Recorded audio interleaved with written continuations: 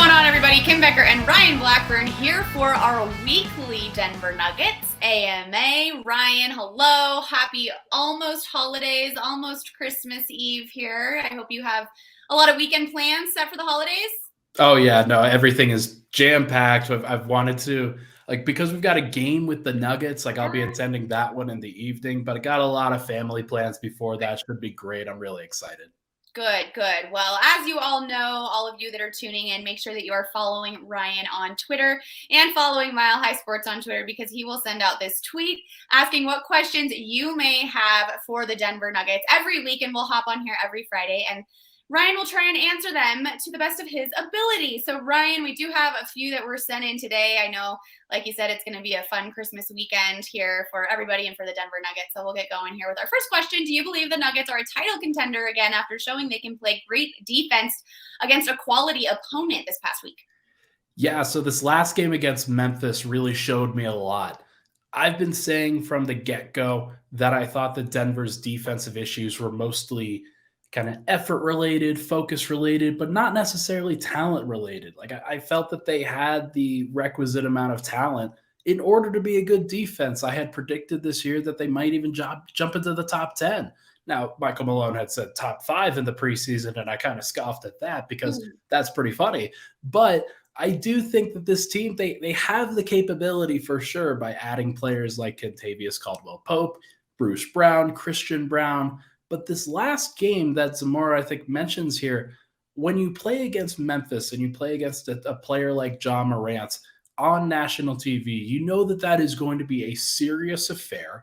You know that those players are going to be going at it. And Ja absolutely went at it. He was upset on Tuesday night, the way that everything was going, because Denver had played such great defense. They only allowed 91 points. And to me, that was the one missing ingredient from this year. We've seen Jamal Murray have enough flashes that I feel like he's going to be good enough when the playoffs roll around. We've seen Nikola Jokic be one of the best players in the world once again, but we haven't really seen the defense click. And this was the first moment that I really do feel like the defense has finally clicked into place. And we'll see if it sustains. We'll see if this is something that keeps on going, but it gave me a lot of confidence last night for sure. Good to hear. We like that. All right, next up, do you think Murray or Bones will still be the PG, the point guard for the Nuggets title run, or do they need someone else? I was surprised that this question came through. And it's one of those things where when Nuggets fans at the beginning of the season are projecting out the depth chart, they're like, okay, Jamal Murray and Bones Highland, that's way better than Monte Morris and Facu Campazzo was last year, isn't it? And then Jamal Murray struggles coming back from the ACL a little bit. Bones Highland, I think he's had an up and down year, but mostly it's been down lately. So I think this question, it's kind of born from a place of recency bias where those guys have struggled as of late. Okay. But before Jamal Murray in his most recent kind of games here had been playing not great, he was playing better before. He hit a game winner against Portland on the road and absolutely took over that game when necessary. He's had good moments throughout this year, just hasn't really strung together the consistency. That is evidence of him recovering from an ACL injury more than anything. And as he gets back and gets better and healthier, I think that this is going to be a funny question to look back at. I feel very comfortable that Jamal Murray is a part of what Denver's going to do. He's a very, very big piece of how they want to approach a lot of their playoff games going forward. Bones is a little bit of an interesting question because he's been struggling. He doesn't have as much of a sample as somebody like Jamal Murray does, who's in his, I think, 6th year. So this is one thing where I don't know if Bones is going to be that guy. I think a lot of people believe that he will, so I'm going to trust them on that. But Denver does have another point guard in Bruce Brown, more of a defensive kind of point guard than an offensive kind of point guard. So if they need to go that direction, I do believe that they can. They've got some depth there. It's not a total issue here. Okay, we like it. We like what we're hearing here. We'll move on to the next. Which Western Conference teams should the Nuggets be most concerned with now that the Nuggets are at the top of the Western Conference currently? Yeah, so it was funny. I don't think anybody really expected Denver to be at the top of the West, given how many complaints there have been. Yeah. Denver's now 24th in defense right now, a Yeah. little bit better than where they were, which was 27th or 28th, which that's a step in the right direction. Yippee! But they had not been a great defense. And I think most teams would expect that a great defense would be at the top of the conference. I think that the teams that Denver would potentially struggle with the most are still the same. Okay. The Golden State Warriors are one of those teams that everybody is going to struggle with because they have Stephen Curry when healthy, Sure. Jordan Poole, Klay Thompson. Those guys are so dangerous. Even against Denver, that's already been proven. So the Nuggets have to continue to prove that until it is not true anymore. Against the Phoenix Suns, I think the question is still the same. Devin Booker is fantastic. He's one of those guys that it doesn't even really matter how good of a defender you put against him. If he can attack certain coverages like what Denver runs, the Nuggets are going to give up some open shots to the Phoenix Suns. The question is whether Phoenix can hit enough of them and if the Nuggets can score enough points going back the other way. I think that they can, but that's another team that I would be concerned with for sure. Okay. And then the last one is Dallas.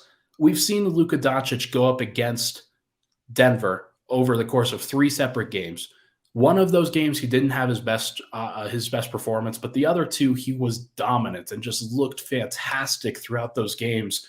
I think that Luka, even by himself, is a player that the Nuggets are going to struggle with, and they are going to have their hands full for sure if they don't bring their A game. And we've seen what Luka can do even when he's kind of by himself against other teams like Phoenix last year and Utah and even the LA Clippers in the previous years. He is capable of pulling off an upset by himself. Yeah. Well, and speaking about a player who is regarded on some of these things by themselves, when Nikola Jokic was on the injury list the other night as probable, I read several different things from different people saying that, if the Joker doesn't play, this Denver Nuggets team probably won't be able to beat the Grizzlies or won't be able to beat this team and that, So that's a big one too. It just depends on the injury report, of course, and who stays healthy. But it seems like Nikola Jokic is still really holding this team together when you look at it from kind of an umbrella standpoint. So that's going to be a big factor as well. Absolutely. I think Jokic, one of the most dependable players in the NBA with the level of health that he has. The only games that he's sat out so far this year are COVID related. So that's not necessarily his fault, something that everybody kind of deals with. So if it's not injury, it's usually something else that might hold him out. And that's okay. Like Denver can deal with that during the regular season, knowing that he will be there in the playoffs when they ask for it. Absolutely. All right, Ryan, we'll move on to this next one from Noah. Should the Nuggets be interested in trading for a backup center? If so, who could we get? Yeah, that's an interesting one. I think Denver should be interested. They should be kicking the tires on the backup center position, knowing that that's probably their biggest weakness right now within their rotation. DeAndre Jordan has been, I think, subpar in terms of what I'm not sure what the Nuggets exactly hoped for when they signed him, but he hasn't been the effective rim protector that I think they were hoping they were getting. And Zeke Naji has not really stepped into that position either, where he's had fewer opportunities, I would say, than DeAndre, but still hasn't played as many minutes as you would like to really gain that trust and gain that belief that he can do it in the playoffs. So I have 3 names that really come to mind for me in terms of players that Denver could really target. The first is an old friend, Mason Plumlee, who Denver just saw against the Charlotte Hornets. And I thought Plumlee was pretty good. I think that he's one of those guys that can play similarly to what a Nikola Jokic would do, given that he has that passing ability, given that he can move. He wants to share the basketball and make sure that everybody else gets involved. He's athletic enough that you can put him in the middle of the floor and have him run pick and roll. There's a lot of things that you can do with Mason Plumlee out there, just as long as his role isn't that large and he's just focusing in on doing the detail stuff as opposed to doing the heavy lifting. I think Kelly Olynyk from the Utah Jazz, if they ever decide to go the other direction and trade some guys, Kelly Olynyk is always a guy that I've been really interested in, given his versatility, his ability to shoot the basketball. There's a lot to like about what Kelly Olynyk can do for sure. And then the last one's probably Andre Drummond, who is on the Chicago Bulls right now.